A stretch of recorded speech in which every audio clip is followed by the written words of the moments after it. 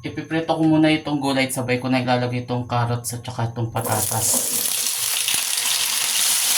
Maganda kasi kapag pinipito yung gulay para hindi madaling mapanis sa ulam.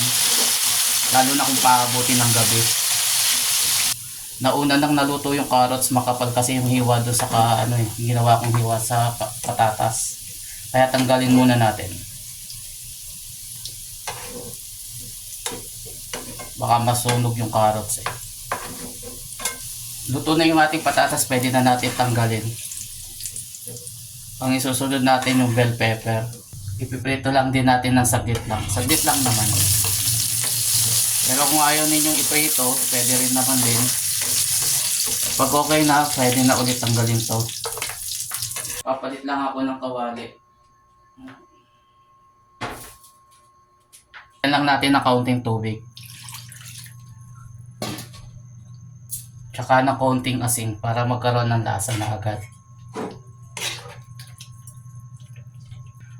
Bali, pakukulan lang natin to hanggang sa magmantika yung karne ng baboy.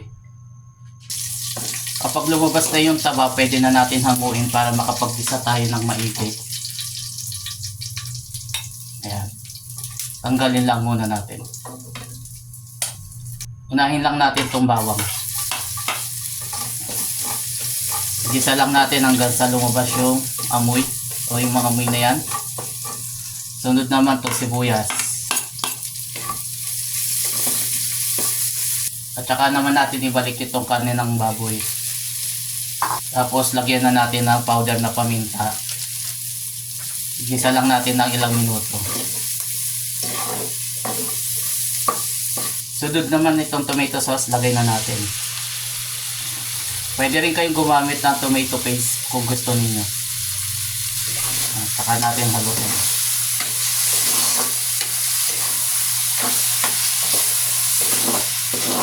Kaya habang nagigisa ako, baka pwedeng paki-like and share para madami makapanood.